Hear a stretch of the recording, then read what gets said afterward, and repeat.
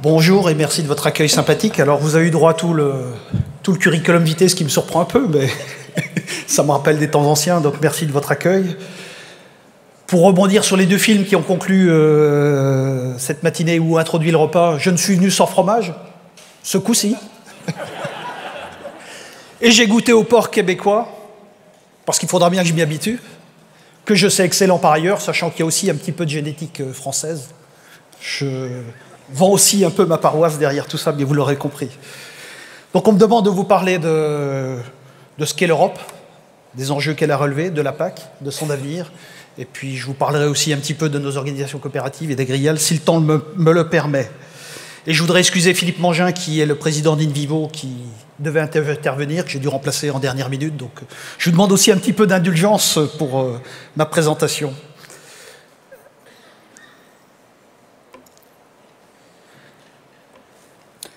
Donc l'Union européenne aujourd'hui, c'est un ensemble conséquent de 28 pays qui fête ses 60 ans, puisqu'on vient de fêter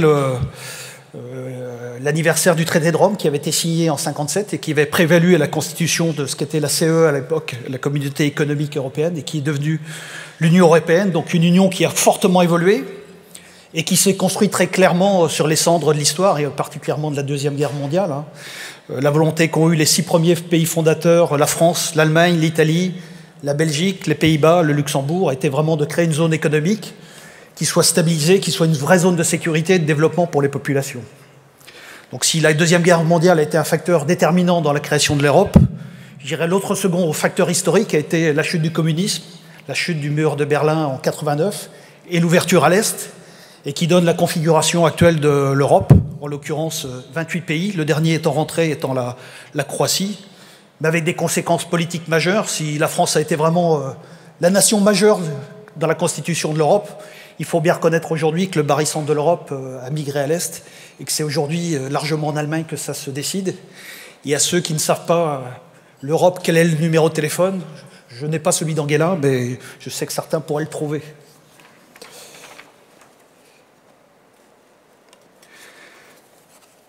Vous dire que si c'est une construction ambitieuse du point de vue politique, du point de vue économique, ça reste un espace assez hétérogène, avec des disparités économiques majeures entre les différents pays.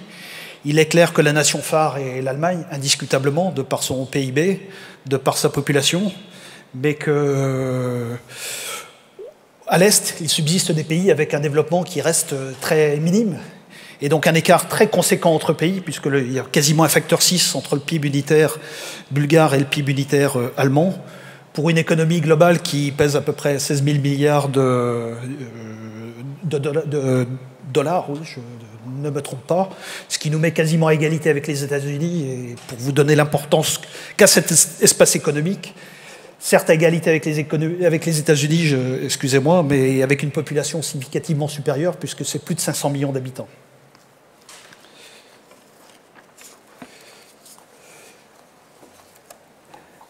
Le timer n'est pas parti. Vous dire qu'au-delà de la constitution, de la création de l'Union européenne, a été mis en place une zone euro, donc une monnaie unique, pour les pays qui le souhaitaient, en l'occurrence 19 pays. L'euro a été créé en 1999 et déployé en tant que monnaie fiduciaire en 2002. Et cette création de l'euro a été quelque part un peu la contrepartie économique à la réunification allemande. Il est clair que la réunification allemande, pour un pays comme la France, posait beaucoup de questions en termes, comme je l'ai évoqué, eu égard aux événements historiques graves dont a été émaillé le XXe siècle, avec 2 guerres mondiales, et quelque part, pour les dirigeants de l'époque, avoir une zone économique plus convergente, par une monnaie unique, était un gage de stabilité politique que l'Allemagne a donné à la France. Alors certes, on a fait l'euro. Il faut bien reconnaître que c'est peut-être plus un Deutschmark faible qu'un euro, ce qui est majeur pour le développement de l'Allemagne. Et si la performance de l'Allemagne, qui a un excédent commercial, comme vous le savez tous, très conséquent, il est clair que cet euro, dans cette configuration-là, est un vrai levier, mais il est clair que cet euro aussi est un vrai enjeu, un vrai défi pour les économies moins développées, un peu la France, mais encore plus pour les économies du Sud, l'Espagne et particulièrement la Grèce. Donc une création qui, je pense, a une importance majeure dans l'unité que ça peut apporter à l'Union européenne, mais qui est inachevé parce que si on a fait une monnaie unique, nous ne nous sommes pas dotés d'une fiscalité unique, nous ne nous sommes pas dotés d'une politique sociale unique, et ce qui fait que les politiques d'ajustement au sein de la zone euro se font très largement sur la fiscalité et très largement sur le droit du travail et donc sur le dos des travailleurs. Donc des questions de vie quotidienne extrêmement complexes derrière cette monnaie. Vous dire que pour revenir au budget de l'Union européenne, la politique agricole commune a été une des politiques majeures historiquement déployées par l'Union européenne. Le budget de l'Union européenne, c'est 1% du PIB de l'UE. En l'occurrence, les crédits engagés sont de l'ordre de 160 milliards d'euros tous les ans pour des crédits de paiement à 134 milliards d'euros, 0,9% du PIB. Et dans cette enveloppe budgétaire, la PAC est l'utilisateur le plus significatif avec 40% du budget, c'est-à-dire entre 50 et 60 milliards d'euros tous les ans.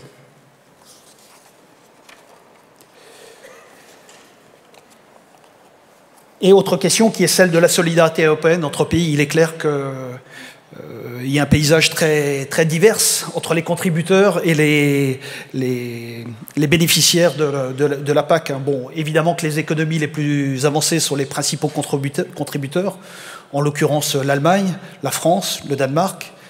Le Royaume-Uni est aussi un contributeur significatif. Et toute l'Europe du Sud et l'Europe de l'Est sont les grands bénéficiaires de cette manne européenne. Et tout ça pour bien vous faire comprendre que cette réalité de la solidarité a vocation à donner à ces pays une capacité de développement et à homogénéiser cet espace économique. Construction qui est souvent bien mal payée en retour, parce que si on prend la Hongrie, qui est un bénéficiaire significatif, le ressentiment anti-européen en Hongrie et en Pologne est très très significatif et interroge beaucoup quand on voit ces chiffres.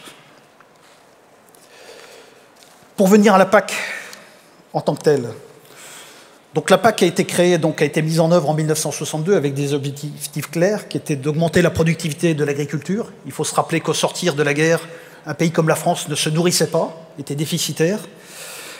Assurer un niveau de vie équitable aux agriculteurs. Il est clair que le niveau de revenu était extrêmement faible au début des années 60.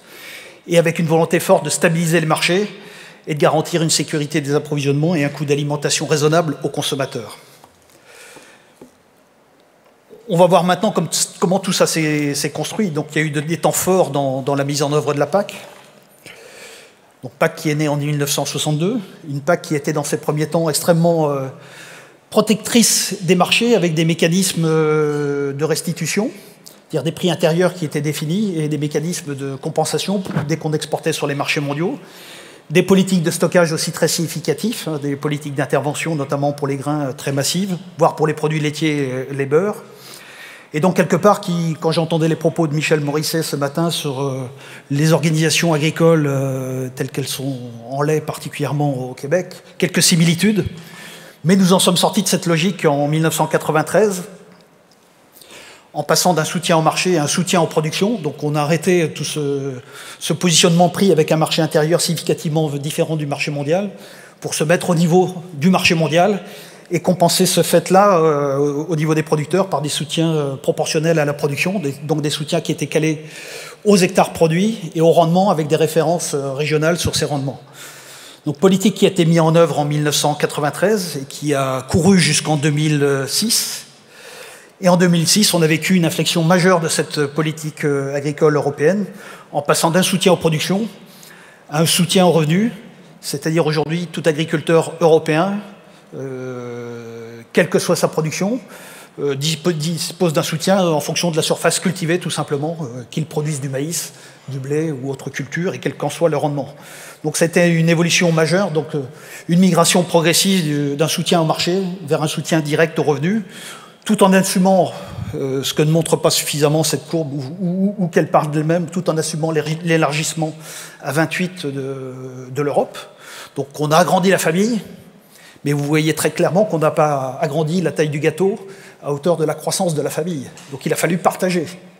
Et si je prends très direct, je peux prendre mon cas de mon exploitation agricole, où au plus fort du soutien, je touchais un peu plus de 100 000 € de soutien public de la part de l'Europe, À échéance de la réforme de la PAC qui sera en 2019, les soutiens auront été quasiment divisés par 2. Donc vous voyez les conséquences pratiques que ça pour les agriculteurs français en l'occurrence, mais pas que, les agriculteurs qui ont été à l'origine de la mise en œuvre de cette idée européenne et de cette politique agricole commune. Donc des conséquences extrêmement sonnantes et trébuchantes qui expliquent peut-être parfois, enfin ou un peu, ou beaucoup, le sentiment anti-européen qui traîne aussi dans nos campagnes, sachant qu'on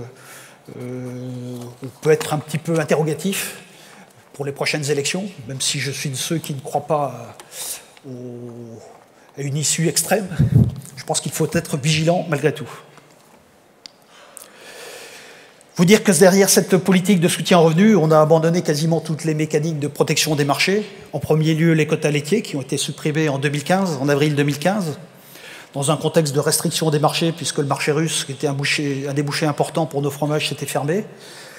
Au moment où l'économie chinoise chancelait et importait beaucoup moins de poudre laitière, donc un exercice qui a été compliqué, qui reste très compliqué pour les producteurs de laitiers européens. Des quotas sucriers qui vont être supprimés en 2017, et comme je l'ai déjà dit, une intervention physique assez limitée sur les marchés, même s'il y a eu du stockage en poudre en l'occurrence, puisque 375 000 tonnes de poudre ont été stockées, et qu'il y a des mécaniques qui se mettent en place concernant la production laitière, de réduction de production. Alors vous dire que si la PAC est forcément interrogée par l'histoire de l'Europe, par l'ouverture des marchés, c'est une politique qui a été conçue de manière... qui a eu une vocation quasiment strictement agricole, et que l'agroalimentaire est peu concerné en tant que tel directement par les outils de la PAC. Si ce n'est les politiques de concurrence, puisqu'il y a une autorité de la concurrence européenne, du droit, auquel se surajoutent les autorités nationales.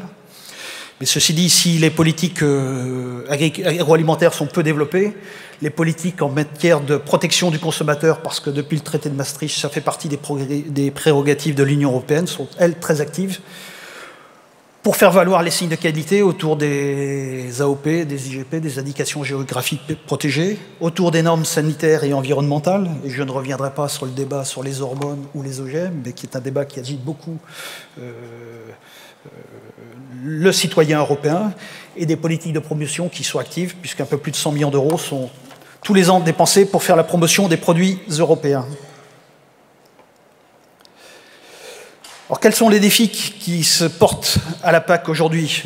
Très clairement, des défis qui nous concernent mutuellement. Bon, l'échec du multilatéralisme, et de l'OMC, l'Organisation mondiale du commerce, d'où la nécessité de construire des accords bilatéraux, avec tout ce que cela peut représenter. Donc, ont déjà été signés des accords avec la Corée du Sud, viennent d'être signés le CETA, dont vous connaissez tous les tenants et les aboutissants, et d'autres accords sont à venir avec le Japon, l'Amérique du Sud, la Nouvelle-Zélande, l'Australie, et est bloqué, pour les raisons que vous savez, le TIPP. Alors, si on revient au CETA, effectivement, il s'agit bien d'éliminer les droits de douane et toutes les lignes tarifaires commerciales entre nos deux zones commerciales. Un processus politique qui a été un petit peu difficile, qui a été ratifié certes par le Parlement européen au mois de février, sachant qu'il avait été ratifié par nos gouvernements, même si la Wallonie s'y était opposée, mais il reste une étape dont il faut avoir connaissance, c'est la ratification nécessaire par l'ensemble des parlements régionaux et nationaux, en l'occurrence 38, donc ça va être un exercice un peu compliqué, dont personne ne sait ce qu'il adviendra si un de ces parlements venait à ne pas ratifier l'accord. Ceci dit, je crois savoir que l'accord a déjà été mis partiellement en acte, puisque c'était une demande du Canada, donc là aussi on est un petit peu dans le brouillard concernant la démarche politique globale concernant cet accord. Donc un accord, vous le savez tous, qui va concerner des contingents d'importation en Europe de bœuf, de porc, et d'exportation au Canada de fromage. Donc évidemment un accord qui a été discuté, je l'imagine, longuement chez vous, mais tout autant chez nous. Mais fondamentalement, moi je pense qu'un accord équilibré et que j'accueille à bras ouverts, parce que je pense que le commerce international aujourd'hui, il ne faut pas cultiver de chapelle, mais des passerelles entre nous, et savoir faire des concessions, et ça fait partie des concessions intelligentes.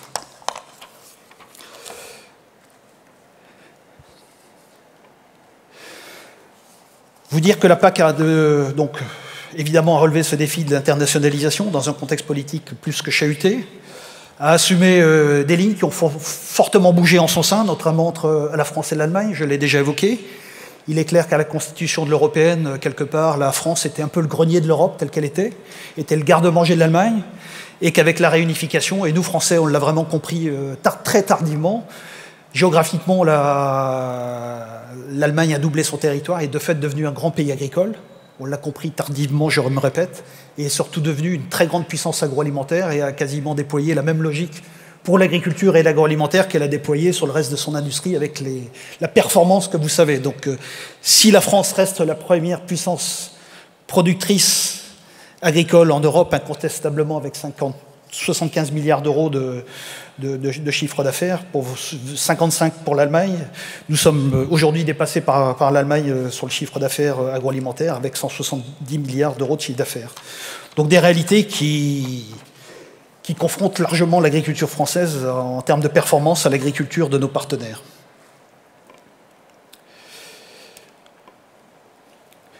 Maintenant, un petit temps sur le Brexit. Il est clair que c'est un événement douloureux pour l'histoire de l'Europe, mais il faut savoir que si la sortie va sans doute être difficile, puisque c'est le choix de Theresa May, l'entrée du Royaume-Uni avait été tout autant discutée en 1973, avec un comportement, historiquement, une vision française très sceptique sur la capacité du Royaume-Uni à jouer un jeu pro-européen, et 50 ans après, on en mesure les effets. Ceci dit, j'adresse mes vœux de soutien à notre représentant écossais que j'ai écouté avec beaucoup d'intérêt, en imaginant que demain nous nous rejoindrions peut-être. Et vous dire que bon, ce que j'ai mesuré aussi, c'est que avec le Brexit, mon whisky hebdomadaire allait peut-être potentiellement augmenter, ce qui est un des effets les moins agréables du dispositif. Donc vous dire que, bon, évidemment, le Royaume-Uni est un marché majeur pour les produits de l'Union européenne, puisque 60% de l'alimentation du UK est importée, dont 75% en provenance de l'Union européenne, avec une importance majeure sur les productions de fruits et légumes pour l'Espagne et les Pays-Bas, importante pour l'Irlande et la France en lait, l'Irlande en viande bovine, et le vin, évidemment, pour la France, l'Italie et sans doute l'Espagne. Pardon. Donc vous dire que derrière tout ça, le Royaume-Uni est un contributeur net. Donc la sortie du Royaume-Uni va priver l'Union européenne de 7 milliards d'euros de ressources annuelles, en gros, puisque le Royaume-Uni contribue à 14 milliards et touchait 7 milliards d'euros, et que l'influence directe sur la PAC, la conséquence directe sur la PAC sera un budget restreint de 3 milliards d'euros. À savoir si pour les Anglais, comme l'avaient promis les promoteurs du Brexit, la nation reprendrait cette enveloppe-là. Et puis je dirais des conséquences peut-être indirectes, notamment pour des pays comme pour l'Irlande, pour lesquels le Royaume-Uni est un marché de proximité.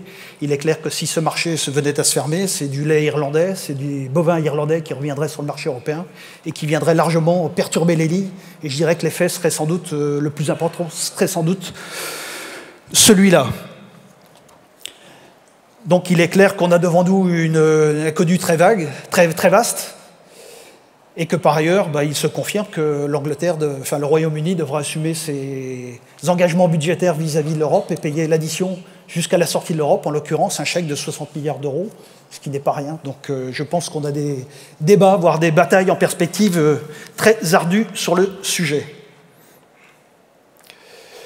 Vous dire qu'au-delà de l'actualité politique, les enjeux qu'a relevé la PAC correspondent tout à fait à ce que nous a présenté Michel Morisset. Et je me faisais de cette réflexion que, pour le coup, un océan ne suffit pas à changer fondamentalement les problématiques. Bon, il est clair que, compte tenu de la diversité européenne, deux logiques s'y affrontent. Une logique qui prévaut dans l'Europe du Nord, qui est une logique très économique, très orientée marché et marchés internationaux, et une logique beaucoup plus sociétale et territoriale, qui est celle de l'Europe du Sud, pour faire très schématique, et avec une France qui est un petit peu partagée entre ces deux logiques. Je pense qu'on pourrait quasiment partager la France en deux et géographiquement la couper au niveau de la Loire. Le Nord-Loire a une configuration quasiment Europe du Nord et peut être calibré pour tenir la bataille, la compétition mondiale. tandis que les zones beaucoup plus diversifiées et difficiles de montagne du Sud-Loire doivent viser sur un marché beaucoup plus qualitatif, beaucoup plus régional et aller chercher de la valeur ailleurs. Donc des débats sur lesquels on n'a toujours pas arbitré. Et moi, je suis de ceux qui pensent qu'il n'y a pas arbitré dans ce débat-là, mais il faut être en capacité de mener de front ces deux politiques. Un cadre budgétaire qui, de toute évidence, ne va pas évoluer positivement. C'est clair que l'Europe ne consacrera pas plus d'1% de son budget, de son PIB à l'Europe, et avec des enjeux majeurs qui font face et qui ont prévalu peut-être à la position anglaise concernant l'Europe, qui est toutes les politiques sécuritaires. Il est clair qu'on a à faire face à une crise migratoire massive, et que pour résoudre cette difficulté, avec la nécessité, là aussi, comme l'a dit notre représentant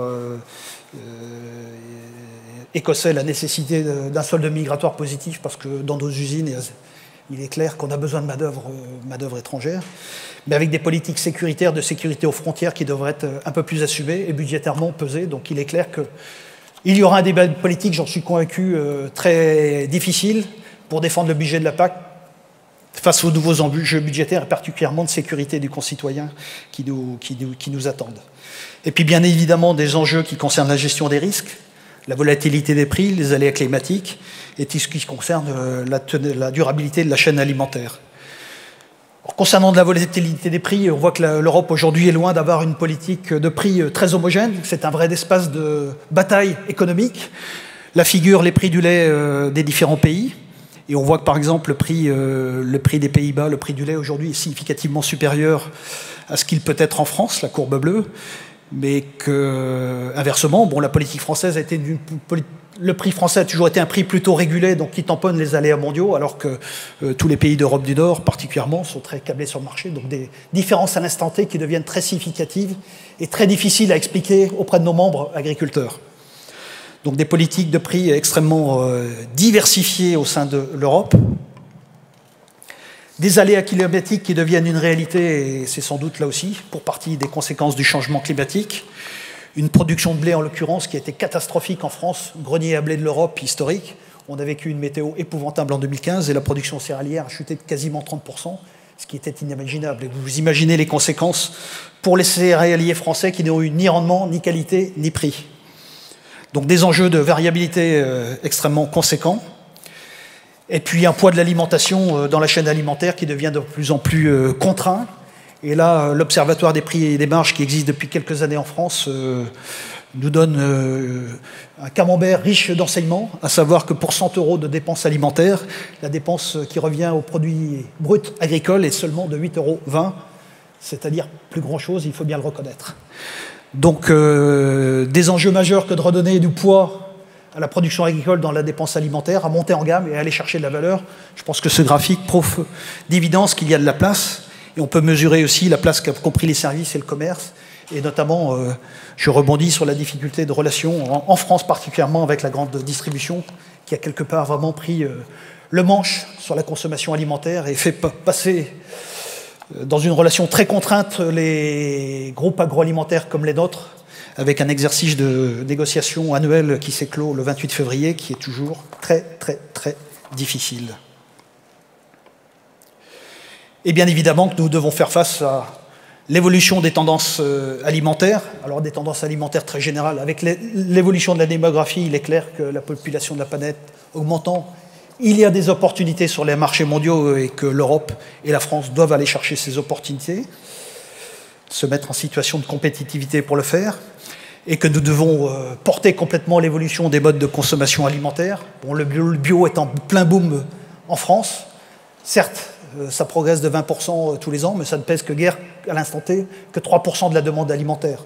En tout cas, je suis de ceux qui sont convaincus que la demande alimentaire va se diversifier considérablement et qu'il y a une place significative pour toutes les démarches de qualité. Et des groupes coopératifs comme les nôtres doivent être pleinement actifs par rapport à cela. Comme ici, les modes de distribution vont évoluer, les circuits courts. Il est clair que la demande de local, elle est une demande majeure. Vous connaissez tous la diversité de la France et le potentiel qu'on a par rapport à ça. Et il est clair que les technologies de l'information, l'iPad, va être, à mon avis, vraiment l'outil demain de mise en connexion du consommateur et du producteur local. Et je fais confiance, moi, à la technologie et à l'intelligence humaine pour construire une nouvelle relation entre le producteur et le consommateur, au-delà de la géographie et au-delà du prix. Et puis, bien évidemment, qu'il nous faut être innovants et que c'est un enjeu majeur pour des groupes coopératifs comme les nôtres que d'innover en permanence, parce que c'est par l'innovation qu'on va chercher de la valeur auprès de nos distributeurs et auprès de nos consommateurs. Alors, j'ai fait un panorama un petit peu rapide des enjeux de la PAC et de l'Europe. Je vais peut-être passer quelques mots sur ce qu'est la coopérative que j'ai le bonheur de présider. Donc, Agrial, on est un groupe coopératif agricole majeur du territoire français. Certes encore récent, puisque nous sommes nés en 2000, donc on a 17 ans d'âge en l'occurrence, de la fusion des COP de Normandie, qui se sont associés pour créer cette belle enseigne qui est Agrial. Donc une histoire riche. Nous avons démarré, nous faisions un peu plus d'1 milliard d'euros de chiffre d'affaires, et aujourd'hui nous dépassons les 5 milliards d'euros. Alors la réponse à la question, elle est ici. La question initiale, donc nous sommes bien 14 000 adhérents, quoique le chiffre de 30 000 ne soit pas complètement faux. Bon, on est peut-être un petit peu modeste, nous on parle vraiment de nos adhérents actifs et très engagés. En l'occurrence, ils sont bien 14 000, mais des adhérents avec lesquels on a au moins une facturation par an, je pense qu'ils sont au moins 30 000. Donc les deux chiffres peuvent être considérés comme exacts. Donc ceci dit, on est très diversifié, on est quasiment sur toutes les productions agricoles, les céréales, 10 000 producteurs, les semences, on est un gros opérateur en multiplication de semences fourragères, blé, céréales à paille et maïs, 750 producteurs. La production de légumes, qui est une production majeure pour nous, même si on a peu de producteurs, on fait plus d'1 million de tonnes en légumes, c'est très significatif. Nous sommes dans les fruits à cidre, avec cette spécialité, quand on est normand, breton, d'être sur le verger cidricole français. Donc on a l'essentiel des grandes marques de cidre françaises et l'essentiel des producteurs. On est dans la production laitière et nous y sommes retournés de manière très massive en fusionnant avec une coopérative l'année dernière, Eurial. Donc on est la deuxième coopérative laitière française, 4500 producteurs, on collecte 2,3 milliards de litres. Nous sommes le leader français en production de lait de chèvre, avec 650 producteurs et 150 millions de litres. Nous sommes un des gros collecteurs de lait bio avec un peu plus de 50 millions de litres, 200 producteurs. Et nous sommes un opérateur très important sur la viande bovine, sur la filière porcine, et j'en suis, sur les volailles et sur les œufs. Donc un groupe qui, à ses origines, était strictement normand et qui, pour sa partie coopérative, et là c'est la pointe de la France que vous voyez avec les différents points. Aujourd'hui, nous sommes un groupe Grand Ouest, très clairement, qui s'est constitué au fil de différentes fusions. Nous avons fusionné avec Eurial l'année dernière 8 coopératives, c'était un bel exercice. Et depuis les origines d'Agrial, je crois que c'est 16 coopératives qui ont fusionné pour créer ce leader national. Et au-delà des outils coopératifs qui restent strictement localisés sur le Grand Ouest de la France et un petit peu la vallée du Rhône, puisque nous avons des sociétaires maintenant sur la vallée du Rhône, c'est surtout un groupe qui a su se déployer à l'agroalimentaire, particulièrement en Europe sur l'activité légumes et un petit peu aux États-Unis sur la partie cidricole. Donc aujourd'hui, on est vraiment un groupe quasiment européen dans son activité, avec un chiffre d'affaires hors France d'1,2 milliard, d'1,3 milliard, un peu plus de 25%. Et c'est parce qu'on a su s'internationaliser, aller chercher de la valeur sur d'autres marchés que nous avons ce niveau de performance et d'attractivité aujourd'hui, très clairement. Nos chiffres, les voici. Donc le chiffre d'affaires actuel, 5 milliards d'euros. Donc je pense qu'on est peut-être pas leader en France aujourd'hui. InVivo, notre union, fait un peu plus de 6 milliards et j'y reviendrai tout à l'heure, mais je pense qu'on est dans le top 3 assurément, avec un EBE significatif, plus de 200 millions, 212 millions, 14 000 adhérents, et 20 300 salariés, dont 8 500 à l'étranger, quelques-uns sur le continent nord-américain, je crois 200, 250, aux États-Unis, en Californie, et dans l'État de Washington. Et puis 5 000 en Afrique aujourd'hui, puisqu'on a fait l'acquisition d'une grande société légumière en 2015, qui nous vaut d'avoir 4 000 salariés au Maroc et 1 000 au Sénégal pour des productions de légumes frais, haricots verts particulièrement. Donc un chiffre d'affaires qui progresse significativement tous les ans, des croissances régulièrement supérieures à 10%. Et notre force vient de cette slide avec nos marques. Il est clair que la construction d'Agrial s'est largement appuyée sur l'histoire Fleurette. On a une marque européenne, on est leader européen du légume 4e gamme aujourd'hui avec cette marque. C'est une aventure qui a commencé dans les années 80 et qu'on a su déployer à l'international. Et quelque part, l'aventure à l'international d'Agrial est née de la nature de nos métiers. Quand on est opérateur en légumes frais, ce qui est strictement notre métier, on n'est pas du tout dans les conserves ou le surgelé. On se doit d'approvisionner notre marché 365 jours par an. Et il est clair que notre bassin de production historique, qui est la Manche, une partie de la Normandie, n'y suffit pas. On produit X mois par an, 10. Et que très rapidement, il faut aller voir ailleurs pour trouver du sourcing et pouvoir approvisionner notre marché. Et cette nécessité d'aller trouver du sourcing nous a amené au sud de France, sud-ouest, sud-est, sud-ouest pour les carottes, sud-est pour les produits plus méditerranéens. Puis rapidement en Espagne, parce qu'en hiver, par exemple, c'est l'Espagne qui approvisionne toute l'Europe en salade. Donc notre aventure internationale est venue très clairement de la nature de nos métiers qui nous ont obligés à sortir de nos bases, ce qui nous a rendu service. Et aujourd'hui, en légumes, il est clair qu'on fait la moitié de notre chiffre d'affaires hors de notre base, qu'on a 3 usines dans le UK, 5 en Espagne, une en Suisse, une en Italie, et que c'est un dispositif qui performe, qui pèse aujourd'hui un peu plus d'1 milliard de chiffre d'affaires et qui est central pour nous. Et il est clair qu'on regarde aussi avec beaucoup d'intérêt sur ce métier-là le continent nord-américain et les États-Unis. Le métier le plus récent, qui est le métier de la transformation laitière, on était uniquement collecteur de lait. Et quand on est normand, là je me répète, et breton, on est vraiment sur la grande zone de ressources laitières françaises, voire d'Europe. Et l'essentiel de nos membres sont des laitiers. Alors, ils ne livrent pas tous leur lait à la coopérative Agrial, mais plus de 70% de nos membres sont laitiers. Et avec l'arrêt des quotas laitiers, on vit une révolution fondamentale. C'est-à-dire qu'on sort d'un droit administratif, un droit qui va être lié à l'entreprise et à la capacité de commerce. Donc notre volonté de retourner dans la transformation laitière, c'est d'amener du droit à produire au travers du déploiement du commerce et du déploiement industriel à nos membres. C'est strictement ça.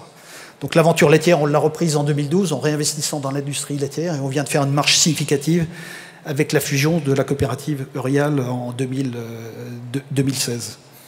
Et puis les deux métiers du bas, la partie cidricole qui est historique chez nous, je l'ai déjà dit, on a une position importante dans l'activité cidricole française.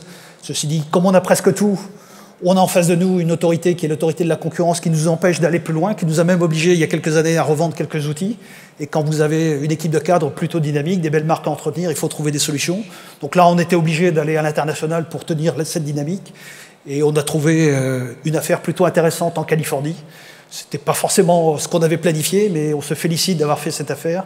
Donc aujourd'hui, on a une entreprise qui qui fabrique des jus de pommes, des vinaigres, des compotes uniquement bio. Et on a une très belle aventure américaine. Et on a poursuivi notre développement l'année dernière en faisant l'acquisition d'une société dans l'État de Washington qui fait des ciders. Donc voilà, là aussi, un continent qui commence à compter pour nous sur ce métier-là. Et puis dernier métier, les viandes. Bon, on est sur un territoire où au-delà du lait, c'est les viandes. La grande ressource agricole sont les viandes au sens large. On est sorti des métiers de l'abattage qui sont des métiers extrêmement difficiles. On est en partenariat pour l'activité volaille avec le leader français. On est resté au capital du leader français pour l'abattage du porc et des bovins. Par contre, on a l'intention de reprendre un peu la main en matière de transformation, là plus sur la base de produits régionaux et d'aller reconquérir notre marché intérieur, sachant que la consommation des viandes en France, elle baisse de manière significative. Mais il y a vraiment une demande d'identité, de plus de qualitatif et d'identité régionale et que je pense que c'est le sens dans lequel veut travailler Agrial sur ces métiers-là. Donc au global, un dispositif assez conséquent aujourd'hui et qui ne demande qu'à continuer de croître. Quelques mots maintenant sur notre union InVivo. Donc InVivo, c'est l'union nationale de 220 coopératives avec un peu plus de 9000 salariés, implanté aussi une implantation internationale forte dans 31 pays, et un chiffre d'affaires qui pour beaucoup est un chiffre d'affaires de services ou de trading qui est de 6,4 milliards d'euros, ce qui en fait le premier pôle coopératif français indiscutablement, avec 4 métiers qui tournent autour de l'agriculture, la santé et la nutrition animale, la distribution grand public avec une enseigne gamme vert, et un nouveau métier autour du commerce des vins, parce que là aussi, la filière française viticole qui a des grands crus, des grands châteaux, mais aussi une masse de produits peu valorisés, a besoin d'une structure qui organise cet export de vin essentiellement en vrac et qui a cherché de la valeur sur les marchés mondiaux, sachant qu'on a des grands compétiteurs en face de nous, notamment les vins espagnols qui sont très actifs pour prendre des marchés, y compris sur le territoire français. Donc aujourd'hui, je l'ai déjà dit, un groupe très internationalisé, bon, qui reste très européen puisque né en France, mais pour lesquels les positions, notamment en Asie du Sud-Est, en nutrition, deviennent très significatives, au Vietnam, Philippines, en l'occurrence Chine, Inde, Mexique et Brésil aussi, sur le continent américain. Or, un métier d'union qui est structuré de cette manière-ci, avec des activités de service auprès des membres, centrales d'achat de biens et services, une activité semence, production hybride, et pour ce qui concerne Agrial, InVivo est un donneur d'ordre important sur le métier de multiplication des semences. Et puis l'organisation, toute l'activité export de grains, sachant que la France est un grand pays céréalier et qu'on exporte en année normale à peu près la moitié de nos grains. Donc on a besoin d'une union efficace sur cette problématique-là, parce que c'est un enjeu majeur pour la valeur ajoutée de la ferme France. Donc InVivo est doté d'outils de logistique et de stockage des grains. Et puis avec un dispositif de trading céréales qui est absolument important pour nous, même si ces métiers de trading depuis quelques années, dans le contexte de variabilité des grains, sont des métiers extrêmement complexes.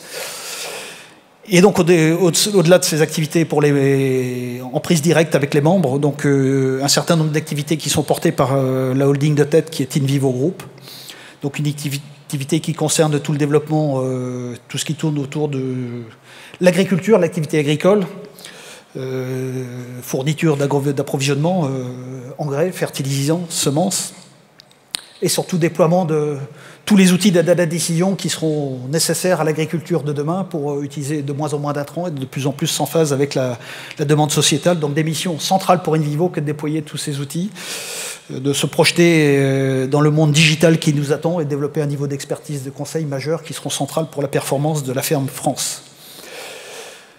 La partie nutrition animale, et c'est un peu le booster du dispositif, il est clair que bon, dans ces activités de service, InVivo a un niveau de profitabilité pour ses membres, au niveau de ses membres qui reste faible. Et le carburant du dispositif, on va vraiment le chercher dans l'activité de nutrition animale à l'international, en déployant en permanence le dispositif. Et c'est des acquisitions pas hebdomadaires, mais quasiment. Donc un dispositif qui commence à être très conséquent par rapport à ça. Donc en aliment complet essentiellement à l'international, et avec des fondamentaux qui en France tournent autour de la firme service, des additifs, la partie santé, laboratoire, et à l'international, l'aquaculture et le pet food qui prennent une place significative, l'aquaculture en Asie du Sud-Est et le pet food au Brésil et au Mexique. Une partie distribution grand public. Si vous venez en France, vous croisez sans doute, vous avez l'occasion de voir des magasins gamme vert, donc une activité de distribution assez que vous connaissez par ailleurs ici, hein, dans lequel on essaie de développer pour le coup une offre agroalimentaire. Et je dirais que c'était le grand manque de la coopération française dans les années 70 de ne pas prendre le virage de la distribution. Il est clair que ce virage a été pris par les grands groupes de distribution et que ce sera difficile, sinon impossible, que de les chasser. Mais par contre, là aussi, je pense que la consommation, elle va changer. On regarde de manière très attentive ce que peut faire un Amazon qui est rentré dans le top 10 des distributeurs mondiaux. Je pense que là aussi, la distribution va changer et que les nouveaux outils peuvent permettre sans doute de distribuer différemment. Il faut qu'on soit en veille par rapport à ça. Donc ça fait partie des missions InVivo que de regarder ces mouvements de fond et que de les mettre en œuvre. Et puis la partie viticole, je l'ai déjà évoqué, un dispositif qui est en train de naître, mais qui sera essentiel pour la profitabilité de la viticulture française. Donc le chiffre d'affaires, 6,4 milliards, je l'ai déjà dit, qui se distribue de la manière présentée sur ce graphique, 1,6 milliard pour l'activité agrofourniture, 2,7 milliards pour les grains, 1,6 milliard pour la nutrition et un peu plus de 500 millions d'euros pour la distribution grand public. Et en termes de chiffre d'affaires, il faut bien connaître que la partie viticole est naissante, mais le rouge du vin prendra un peu plus de place dans le graphique, je pense, assez rapidement.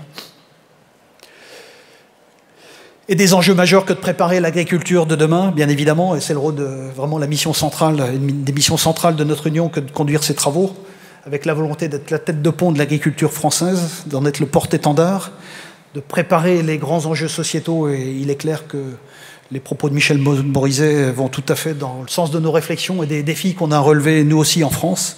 Et puis la nécessité d'aller chercher de nouveaux débouchés et de nouveaux marchés, donc des chantiers considérables qui sont les nôtres, mais qui, je pense, vous parlent aussi à vous, ici, dans ce pays. J'en ai terminé ma présentation et bien évidemment que je suis à votre disposition pour des questions. Merci.